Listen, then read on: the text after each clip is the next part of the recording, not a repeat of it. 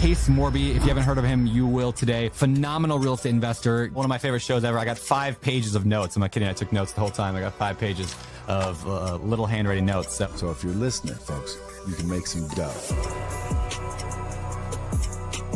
Can anybody get into this who's motivated? 1,000%. Why aren't more people flocking into this?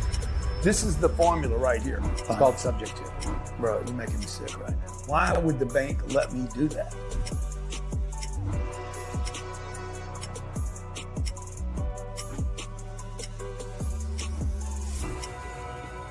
But this guy seemed to come out of nowhere, and he's got an unbelievable following, tribe. He's got a top podcast. He's got the most popular TV show on A&E called Triple Digit Flip. But what's even more impressive is his heart to serve.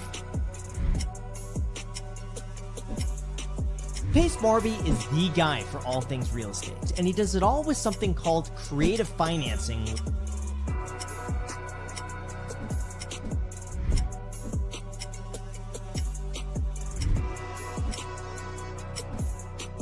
It's going to be everything and anything you could ever want to know about creative financing.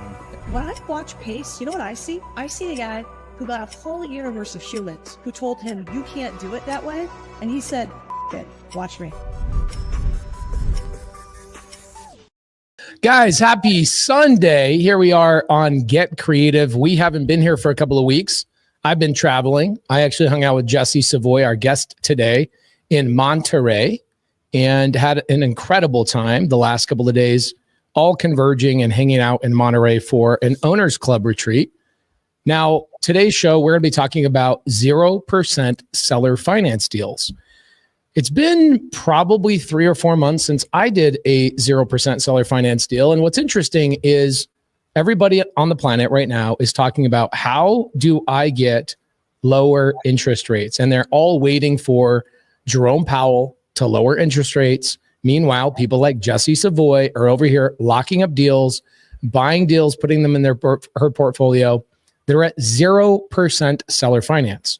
Today, we're going to talk about how she got the deal, what she's doing with that deal, and lessons she learned along the way.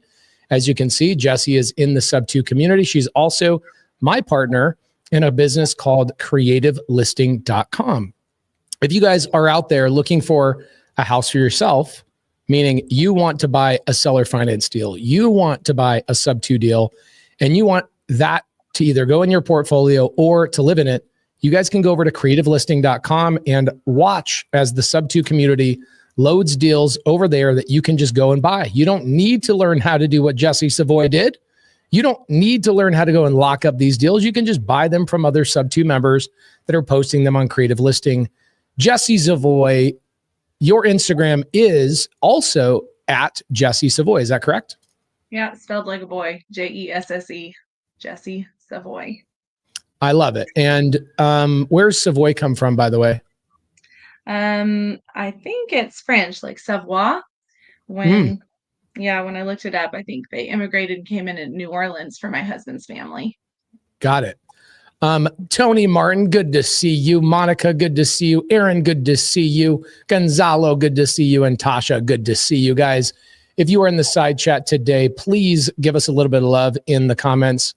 We're going to be hanging out for the next 30, 45 minutes chatting with Jesse about her deal. Jesse, I know you got a deal for 0% seller finance, but let's talk about this deal. First and foremost, where is it located and what are you doing with the property?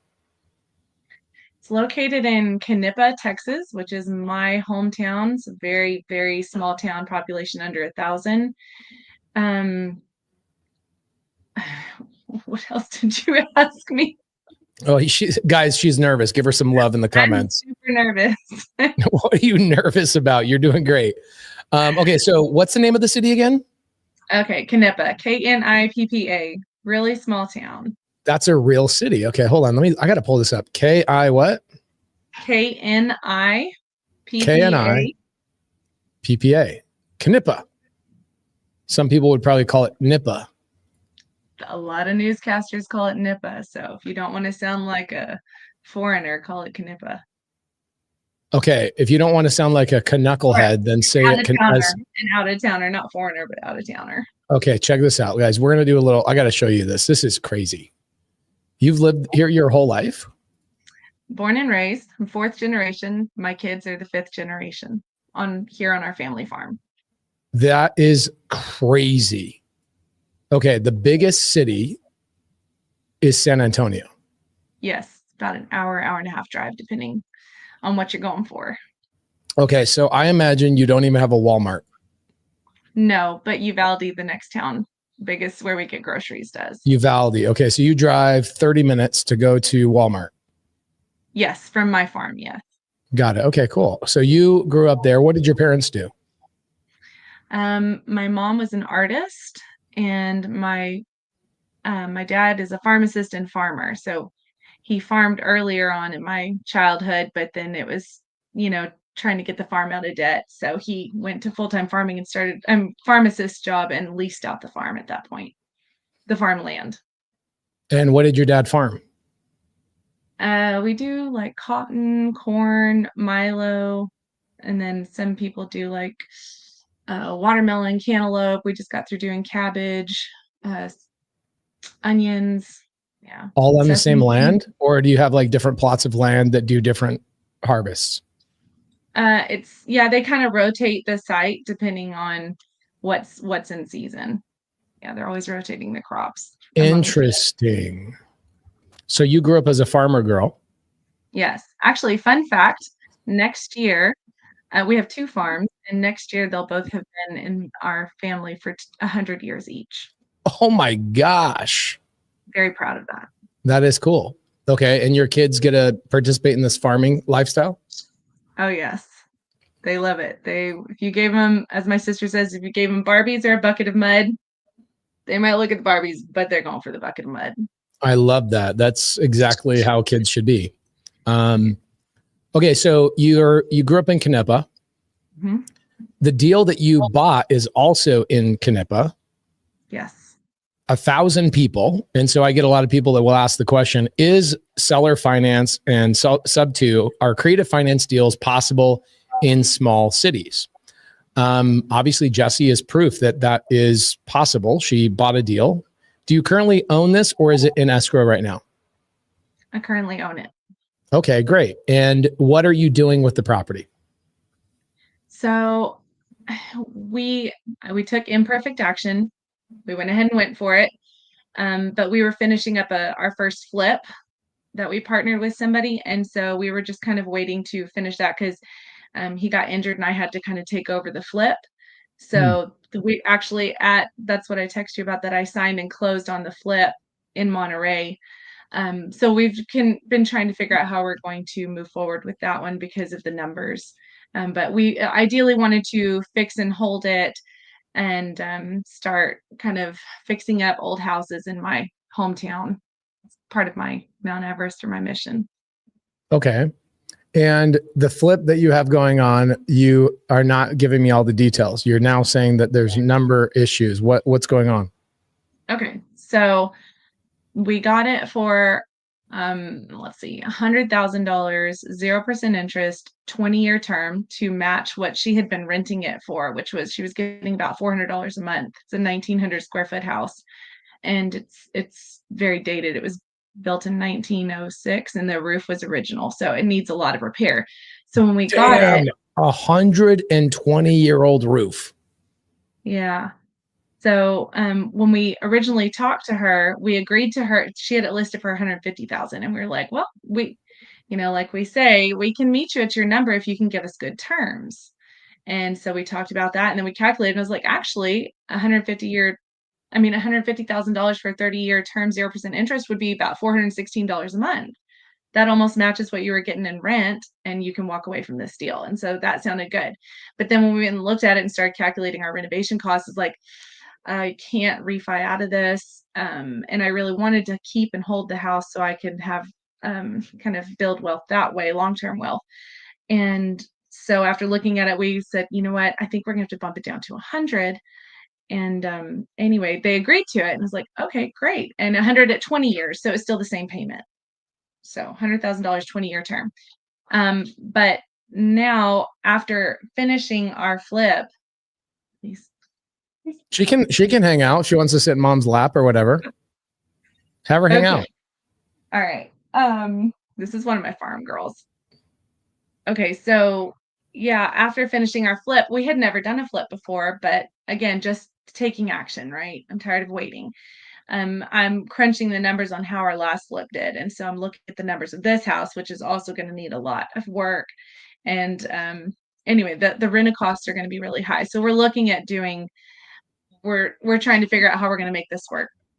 Best case scenario. So we probably will have to do like an additional dwelling because it's like a quarter of the block. So I think we might be able to add another ADU to it to get more value add on that. So we haven't started. We just started demo on it basically. Okay, so this deal, you bought it. How much money did you put down with this lady?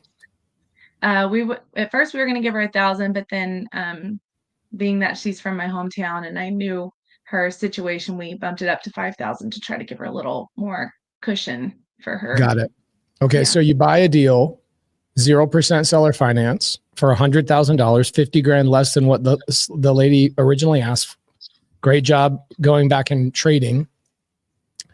Now you own the deal and you're looking at the renovation and you're saying, well, man, our original idea was to refinance once the property is completely finished and renovated, get a new loan, refinance the deal, rent it out, and keep the property in your portfolio. Is that correct? Correct. Okay, so you are willing to get rid of the 0% seller finance because you believe that once you refinance the deal, you can pull some money out of the deal, or what is the reasoning behind that? It's one was to get our money back out of the deal. Yes. Mm-hmm. And even if it was a break-even deal, we were okay with it because of all the other benefits, mortgage pay down and things like that. But also, it's a sentimental thing being in my hometown. I know in the coming years, she's going to probably need more living expenses as she's getting up in age. And so that was kind of a little goal I had with that house, was to eventually refinance out so it could take care of her in the end. Love it. Okay.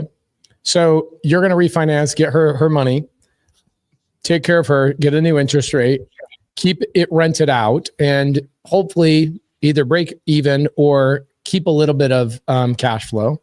But you'll be in the deal with no money out of pocket, essentially, because after your renovation, you're going to do a cash out refinance. But now it sounds like you're a little bit worried on the cash out refinance and you're thinking about adding an ADU to push the value a little bit. Is that correct? That's correct. Okay. And how's the demand for rental in Knippa? So our town has a school in it that is exemplary status, and people have a wait list to get their children in the school here. So I personally don't have any rentals in Knippa, Minor, and Uvalde because houses don't come up for market very often here. So I am pretty confident I will be able to get it rented, but I don't know how many of those I'll be able to pull off long-term. But people move here for border patrol, or there's Air Force Base not far away. There's jobs in Uvalde, but people who move to Uvalde want their kids to come to school at Knippa. So if you don't want to be on the wait list and you can get in a house in the school district, you're an automatic in. So that's my ace in the hole to get it rented. Interesting that you really want to focus on Knippa. You definitely have no competition. So I think that's a massive pro on your side. Huge benefit, like literally no competition. The other benefit to a really small rural town is that you will get so many seller finance deals at 0% interest. There's nobody competing on any of these deals. You will dominate. However, do you fear being in Knippa in 5 years from now and not having access to enough deals since the population is only 1,000 people? Yes. So Knippa is part of my mission, kind of fixing up my hometown one house at a time, but it's not going to be like my major source of active income. I'm probably going to focus on small Texas towns, but starting in my own backyard. And I've also expanded. It's not just Knippa, it's Uvalde, Knippa, are the two main places I'll be focusing. Uvalde also needs some love. I love it. Are people moving to these towns? I would say Uvalde, yes, because of a lot of the Border Patrol currently going on. Okay, love it. And what about, how did you find this deal? How did you get a hold of this lady originally? So the timeline is pretty cool to highlight. It was, I went back and looked, but around December 5th, my husband Clint and I were talking about, we had the fix and flip going on. It's like, yeah, but okay, we need to go ahead and get another one going in the pipeline. And we should probably do it to try to, we had successfully done the bonus depreciation with one of our previous properties. And we're like, let's lock one in before the end of the year. So it's December 5th. We get on Zillow because I had been calling on off-market deals for a while and I hadn't landed anything. So I was like, let's just look on Zillow. And we found one in Knippa that had been on there for a few months and was like, okay, let's just call the realtor and see.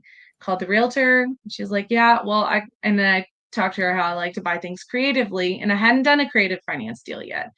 But I'd like to get on the phone, a 3-way call with her and the seller. She's like, okay, well, let me get back to you and let you know.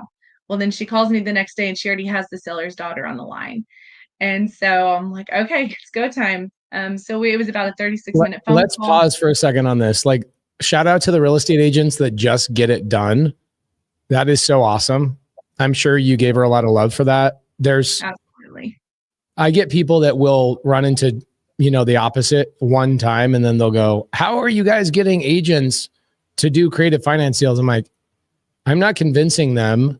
I'm just finding the ones that just get it. And even if they don't understand it, they understand that they can make money from it. This agent this is what's so cool. This agent's kind of a gangster. It sounds like she didn't text you or call you and say, hey, Jesse, I'm going to call you and I have the seller on the line. She just randomly called you and had the seller already on the line. Is that correct? Yes, that's correct. That's freaking awesome. Okay. So how'd the call go? So yeah, it was about a 36-minute phone call. We talked about the condition of the house and how it was a rental. Her parents, it was the daughter. So she said her parents had bought the house in the 90s and it was an investment property, but it has slowly gone into disrepair after her mom became a widow and they just wanted to walk away from the deal. They were only getting $400 a month in rent. And so that's when we talked about, finally, okay, well, I can try to meet you at the asking price if we can get good terms. And so we ended with kind of $150,000, 30-year term, 0% interest. And I said, but just talk to your mom and let me know what your needs are. We can structure this any way you need to make it a good fit for both parties. And so I think it was just like the next day or the next, she was leaving on vacation. She's like, I just want to wrap this up. So they agreed to the 150. Then we went down to the 100, a few days later after we went and looked at the house. So we got it under contract on December 10th. We called some family that we thought might be interested in kind of lending to us for capital. And so we raised our first capital technically on December 12th, December 15th. I reached out to Top Tier TC, ordered a rush order on that. So it was my first time using a transaction coordinator.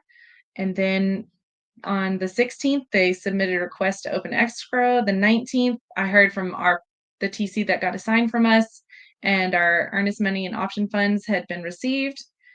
And then it's Christmas and everybody's going on vacation. And around the 23rd, I reach out. They're waiting on the attorneys to get all the documents prepared because we have a private money lender and a seller finance document.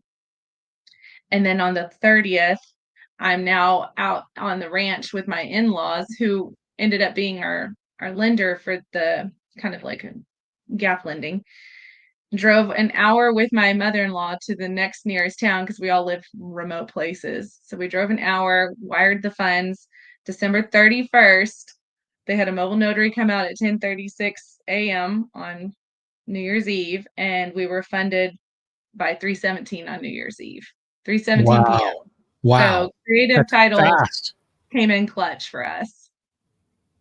Okay, so you literally got a deal under contract during the holidays between Thanksgiving and Christmas. And even in the midst of Christmas and New Year's, you were still funded within a couple of weeks. Obviously, you use creative title. You got a top tier TC. You raised private capital. All of that happened all within a couple of weeks in the middle of freaking Christmas. That's incredible. 21 days. 21 days, From but when they that's got to contract. Yeah. that's calendar days, not even business days, correct? Right. That's so fast. Okay, so your private money lenders, family members, they brought your down payment, so your $5,000. They probably paid for your closing costs, your top tier TC. They paid for your renovation as well, or are they just the money to buy the deal? Just the money to buy the deal. Okay, and then $5,000.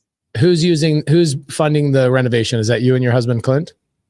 Yes. Well, yes, we have a separate LLC that we did lending on for the fix and flip that is now got its money back. So, but we're going to try to get a lender for that.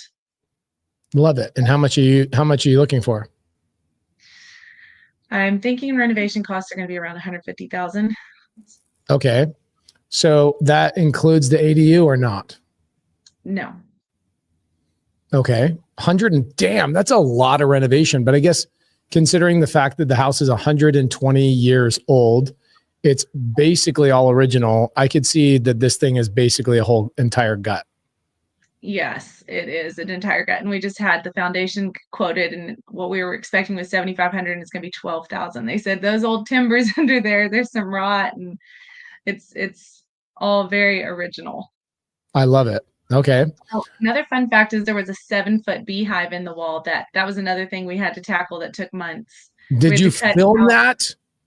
I sent it to Rich. Yes, I filmed it. I haven't put it on social media yet because it was hours of videos that I've got to go back. But yes, it was amazing. I got my first beekeeping experience. My stepdad is a beekeeper, so it was a 7-foot beehive above the fireplace, and it's 12-foot ceilings in that house. So did they have a tenant living in there with the 7-foot beehive?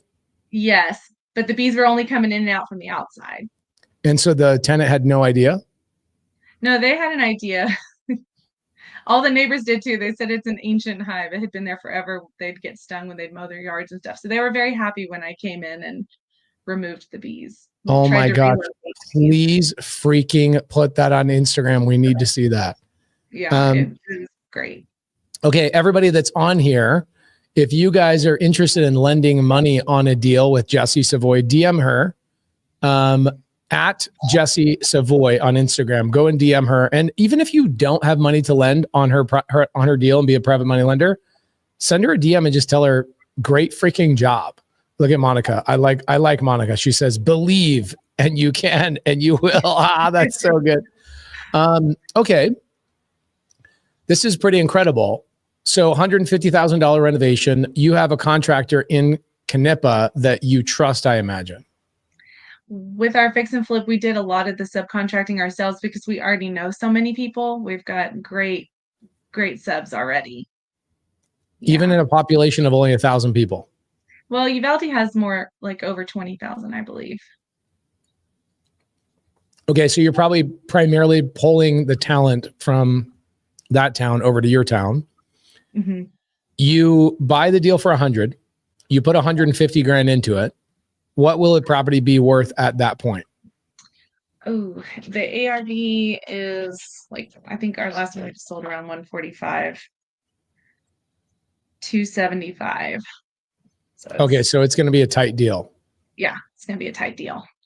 Okay, so you might end up having to keep a little bit of money in this deal after you do the refinance. You probably will end up having to keep about 50 grand in the deal. Is that correct? Yeah, on the upside, I think so. But that's how you learn, right? I have a lot of deals that have money tied up in them too. You know, whether it's private money or even some of my own money. Welcome to doing real estate. You know, and did you guys originally think it was going to be $150,000, or was that something that you figured out along the way?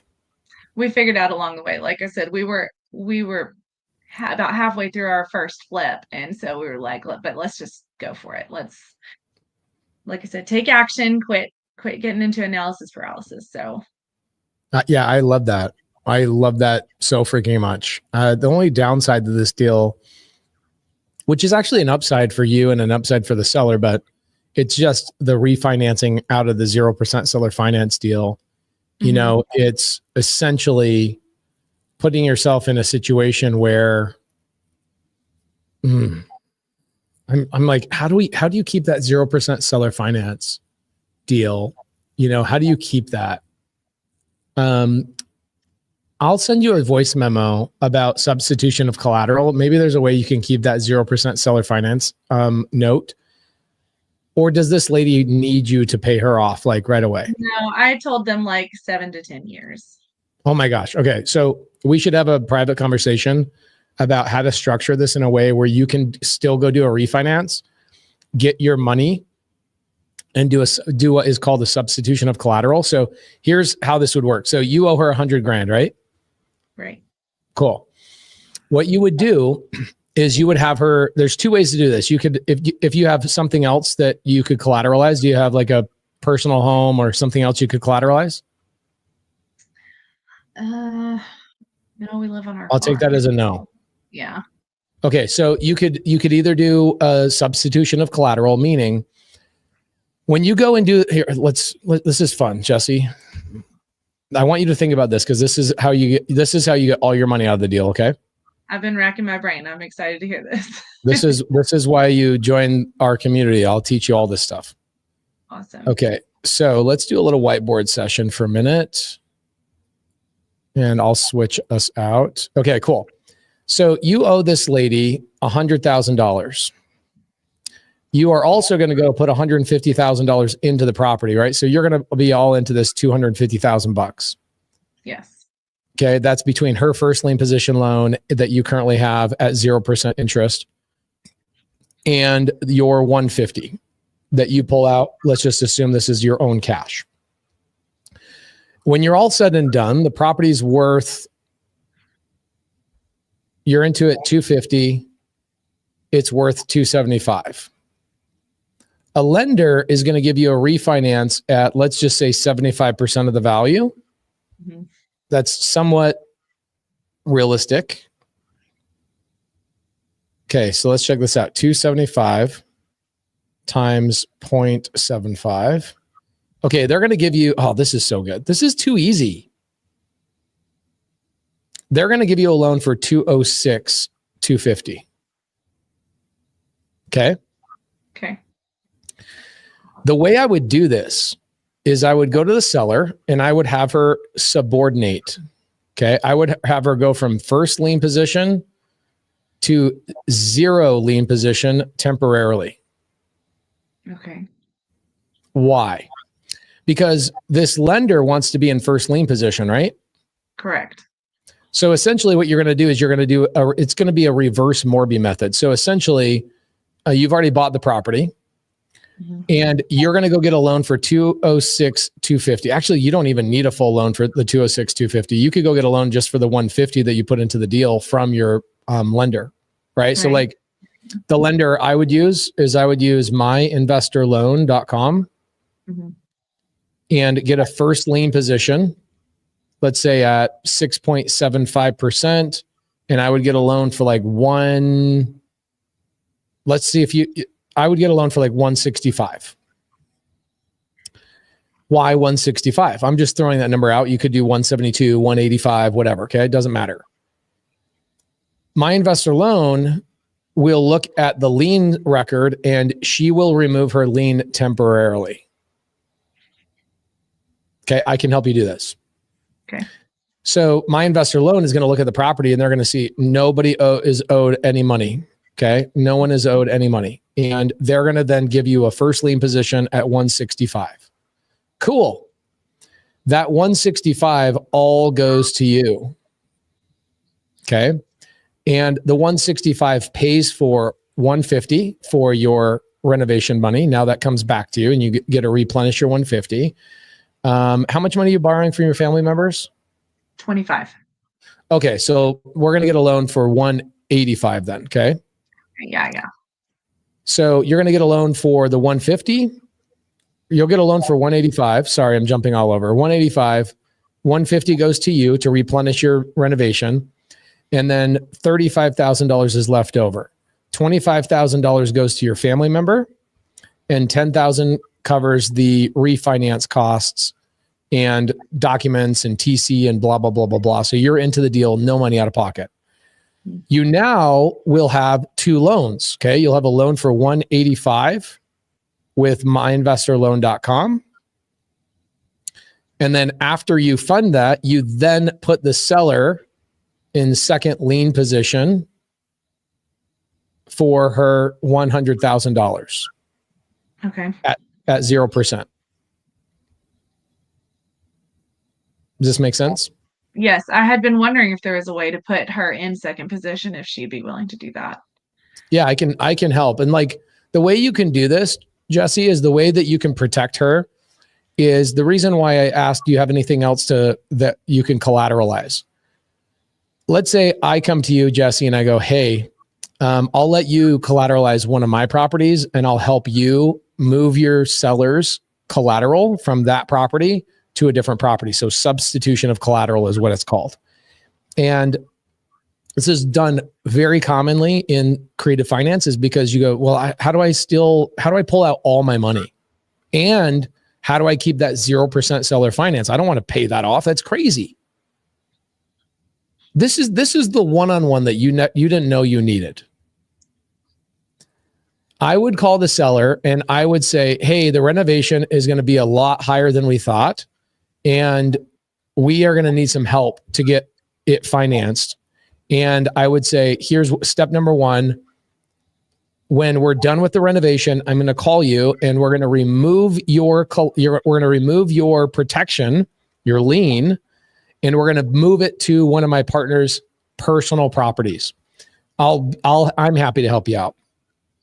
She can put her collateral, the $100,000 loan, against one of my properties that have equity, one of my RV parks, one of my multifamily properties. She can have plenty of protection. Okay. Then you go to get the refinance done. You get $185,000 loan, as little as possible without having any money out of pocket. The financing happens. You close escrow. You then go back to her and you put her back in second lien position. Would she be willing to do second lien position? There's no way she wouldn't be willing to. I don't know why wouldn't she be willing to do that? I'm sure she would. Yes. There you go. Simple solution. Couple of shuffling some paperwork and you got it done. Genius. Yeah. I mean, I can't wait to see you do this. I can't wait to get started on it. Like I said, now that the bees have finally cleared, the air is cleared around there, we can get back to demo and everything. So I've been anxious but we've just been racking our brain for a few months trying to figure this out. There you go. There's your solution. Go get your renovation done and shoot me a text and I'll help you out and get all your money back out. This way you also could feel confident raising private money because you know that you're going to be able to do a refinance on the property. Here's what I would do in the meantime while you're doing the renovation. I would reach out to my investor loan and I would say, hey, here's the property. We think the ARV is 275. Once we're fully renovated, what type of loan would you guys be willing to give us for how much? If you really wanted to, you could go pull a full $206,000 loan off of this property and you could actually put some money in your pocket. The downfall to that, there's a big upside, right? The upside is you just did a renovation, you're into a property, no money out of pocket. You have a blended rate on this property for like 3%, right? Because you've got a $200,000 loan for 6%, and then you have a $100,000 loan for 0%. So your blended rate is probably somewhere around like 4.25. Pretty dang good still, right? Yeah. Cool. So you got a blended rate of 4.25. That's awesome. The downside to pulling out extra cash and getting a larger loan than what you really need is that now your cash flow is going to be even less, right? Yeah, I'm not sure rent would support much. There you go. So you're going to have to make that determination of which way you want to go. But that's a great way to pull out all the cash and keep the 0% seller finance note. And you could be sitting on $25,000 or $30,000 in cash in your pocket, tax free because it's a debt, right? It's not income. And you own this property and you don't have to do anything really to it for the next whatever amount of years, 10 years. And then you sell the property or you refinance it again in 10 years and you pay the seller off, which is freaking awesome. I love this deal. This thing got super creative. And this house had one of the original Knippa families in it. It's like the oldest house in Knippa. So that's another reason why I want to keep it. I want to see that it stays in good shape. Gosh, This is awesome. I'm so happy to hear about this deal, Jesse. This is freaking awesome. Why didn't you send me a text about this and tell me how could you have gotten a refinance on the deal? I had thought about bugging you about it before Monterey, and then I was like, oh, I should let him know I'm going to be talking to him like the day after I get back from Monterey, and I didn't catch the fishing trip, so. Well, Sorry, because now the public gets to hear how you worked this deal out. Well, you're the one that took action. I'm super impressed by you, going out, making these calls, jumping on it, talking to an agent. I saw in the side comments, somebody said, why not just call the seller directly? Guys, I respect real estate agents so much. And I know Jesse does too. Jesse, are you a licensed agent? No. Okay, but you still, was already listed, yeah. You still respect agents. Yes, absolutely. Plus the town is really small. Like there's probably only a handful of real estate agents that are actually doing any significant type of business. You could completely destroy your reputation in a quick hurry by trying to go around the agent to a seller.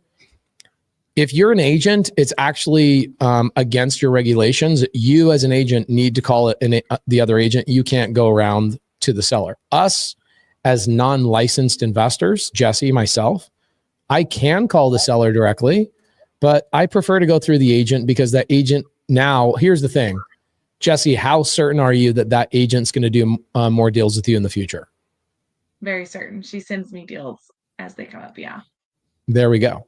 Right. So the number one reason why you go through the agent to the seller and you happily pay that real estate agent is because that's the greatest marketing expense you could ever have, is coming from an agent that's just going to send you deal after deal after deal after deal. There you go. Monica says you're building relationships and reputation. So total class on your part, Jesse. Let's see. I've asked the seller about the length of contract remaining and go from there. Yeah, I don't do that. I just prefer to go through the agent. Jesse, this is freaking awesome. Yeah, that was my first creative finance deal, my first successful, live seller call, first time raising capital, first time using a transaction coordinator, first time using an out of town title company. It was a lot of firsts. So it was a step in the right direction. Are you feeling super good now that you can get all your money out of it? Absolutely. How can I help you? What's the next step? Let you do the renovation and then knock on my door when you're ready? Yeah. Incredible. Freaking incredible. Jesse, what do you need more of? If people are going to come and DM you on Instagram at Jesse Savoy, what do you want more of? Do you want more deals? Do you want private money lenders? Do you want more buckets with mud in it? What are you looking for? I think private money lenders, and I'm going to start trying to learn how to raise capital, right? To scale, I need to bring in more deals and raise more capital. So that's the direction I'm heading. And the market that you are focusing on is Knippa, and what's the other city? Uvalde. So that's my my mission, but I think I'm going to have to expand out to generate more active income. So I'll be trying to look into San Antonio and things like that. I am so impressed by you. Gosh dang, dude. Look at you. Here's the thing. Your first creative finance deal is a 0% seller finance deal. Your first creative finance deal is not only a 0% seller finance deal, it also will be a substitution of collateral deal, and you will get a seller to subordinate into second lien position. You will pull out all your money and pay yourself on this deal and keep the 0% seller finance deal. It will literally be one of the most creative deals of the year in our community because of how you will end up structuring this. This is like, kudos to freaking you badass. Learn from the best. No, you took action. And I love what you said earlier. I'm sick of waiting. I'm going to take imperfect action. This is how you learn everything, is just by doing the thing. Yeah. Guys, reach out to Jesse Savoy. If you guys are looking to partner on deals like this, here's what's kind of cool. When you have somebody like a Jesse Savoy who's out there taking action, she's learned creative finance inside the SubTo community. She's taken action. She's got deals under contract. And if you're in a position where you're like, you know what, I've got $5,000, $10,000, $15,000. I don't want to go through everything that Jesse went through. I'd rather just partner with her on a deal. Let me bring money to her. It's a freaking cheat code. The cheat code is you can just deploy capital into an existing deal instead of you going out and figuring out how to get your first deal. Reach out to Jesse Savoy on Instagram, JESSESAVOY, Jesse Savoy on Instagram. And if you don't have money to put into her deals, at least go over there and say, kudos to you, Jesse. You are inspiring. You are awesome, Jesse. Anything that you want to tell the people out there? No, I would just say that's my biggest lesson with this one was taking imperfect action, learning from my mistakes, ramping it up. My first purchase was back in 2022, and then it was 2023, and then I'm starting to overlap them, and it just, how do you eat an elephant one bite at a time? You just got to keep going for it and learn from your mistakes. You're incredible. Guys, thank you so much for tuning in to Get Creative. Today, we had Jesse Savoy on here talking about 0% seller finance, subordination agreements, and substitution of collateral, highly technical terms. And this is her first creative deal. You guys can do this too. And one of the fastest way to do that is just put money in a deal with Jesse. Jesse, thank you so much. You are freaking awesome. Thank you, Pace. No I problem. appreciate you. I am always a text message away. Let's get this deal restructured when you're done with the renovation. I can't wait to hear part 2 of this deal on Get Creative. Guys, we will see you next Sunday on the Get Creative show. Every Sunday, 6 p.m. Arizona time. That is Pacific Standard Time. We will see you guys next week. Thank you, Jesse. You're awesome. Thanks.